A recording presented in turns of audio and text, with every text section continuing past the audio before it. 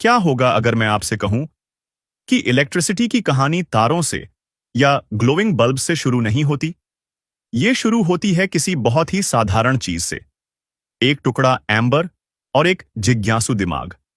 सदियों तक ये रहस्यमयी ताकत कभी छोटी सी चिंगारी में दिखती, कभी गरजते बरसते तूफानों में, लेकिन कोई इसका राज नहीं समझ पाया। करीब 2600 साल पहले सिर्फ उस एम्बर और एक कपड़े के टुकड़े के साथ इंसान ने पहला सुराग खोज निकाला। ये सफर है उस अदृश्य ताकत का जो हमें अंधकार से उठाकर सीधे तारों तक ले गई। हमारी कहानी शुरू होती है प्राचीन ग्रीस में, लगभग 600 ईसा पूर्व में। एक फिलोसोफर थैलेस ने कुछ अजीब देखा। जब उन्होंने एम्बर को कपड़े से रगड़ा तो उसने छोटे छोटे तिनके अपनी तरफ खींच लिए, जैसे कोई जादू हो। यह था स्टैटिक इलेक्ट्रिसिटी का पहला दर्ज किया गया सबूत। वही ताकत जो गुब्बारा बालों से रगड़ने पर बाल खड़े कर देती है। ग्रीक लोग एम्बर को कहते थे इलेक्ट्रॉन, और इसी एक शब्द से निकला इलेक्ट्रिसिटी। 2000 साल से भी ज्यादा वक्त तक यह बस एक दिलचस्प खेल सा रहा, लेकिन फिलाडेल्फिया की एक तूफानी रात सब बदल गई। साल था 1752। बेंजामिन फ्रैंकलिन एक भीषण आंधी में खड़े थे, हाथ में काइट और उसमें बंधी एक धातु की की। कई लोगों को यह कार्य असंभव और जोखिमपूर्ण लगा, लेकिन फ्रैंकलिन के पास एक थ्योरी थी। क्या पता लाइटनिंग देवताओं का क्रोध नहीं, बल्कि वही इलेक्ट्रिक फायर हो जो उन्होंने अपने लैब में देखी थी। और फिर बिजली गिरी। इलेक्ट्रिकल चार्ज गीली डोरी से होकर की तक पहुंची। फ्रैंकलिन ने यह साबित कर दिया, लाइटनिंग इलेक्ट्रिसिटी है। वही अदृश्य ताकत जो एम्बर में थी, आसमान में लाखों वोल्ट्स के साथ चमक रही थी। फ्रैंकलिन ने दुनिया को सच्चाई दिखा दी, लेकिन हम अभी तक इसे प्रैक्टिकली इस्तेमाल नहीं कर पा रहे थे। यह बदला साल 1800 में। एक इटालियन साइंटिस्ट अलेसांद्रो वोल्टा ने बनाया वोल्टिक पाइल, कॉपर और जिंक की प्लेट्स का ढेर, जिनके बीच सॉल्ट वाटर सोक्ड कार्डबोर्ड रखा गया था। इतिहास में पहली बार इंसान स्टेडी और रिलायबल इलेक्ट्रिसिटी बना सकता था। यह एक बड़ी खोज थी, लेकिन एक सवाल बाकी था, हम इस ताकत को सच में उपयोगी चीज में कैसे बदलें? इसका जवाब मिला 1831 में लंदन की एक बिखरी हुई प्रयोगशाला में। वहां माइकल फैराडे ने वो खोज की जिसने दुनिया बदल दी। उन्होंने एक सिंपल मैग्नेट लिया और उसे कॉपर वायर की कॉइल के अंदर घुमाया। कुछ जादुई हुआ। मूविंग मैग्नेट ने वायर में इलेक्ट्रिसिटी पैदा कर दी। फैराडे ने खोज निकाला इलेक्ट्रोमैग्नेटिक इंडक्शन, वो प्रिंसिपल जो आज भी हर पावर प्लांट में इस्तेमाल होता है। चाहे वो कोल जलाने से उठती स्टीम हो, या हवा में घूमते विशाल ब्लेड्स, या बांधों से बहता पानी, सब एक ही काम करते हैं। मैग्नेट्स को कॉइल्स ऑफ वायर के पास घुमाते हैं ताकि वो पावर पैदा करें जो हमारी दुनिया को रोशन रखती है। 1870 के दशक के अंत तक ब्रिटिश आविष्कारक सर जोसेफ स्वान ने एक कार्यशील इनकैंडेसेंट लैंप विकसित कर लिया था। उसी समय थॉमस एडिसन ने डिजाइन में सुधार किया, बेहतर फिलामेंट और वैक्यूम तकनीक का उपयोग करके 1879 में अपने संस्करण का पेटेंट कराया। एडिसन के नवाचार ने बिजली के प्रकाश को रोजमर्रा के उपयोग के लिए व्यावहारिक बना दिया।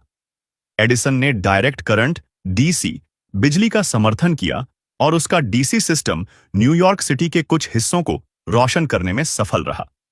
लेकिन डीसी की एक बड़ी सीमा थी, यह केवल छोटी दूरी तक बिजली पहुंचा सकता था।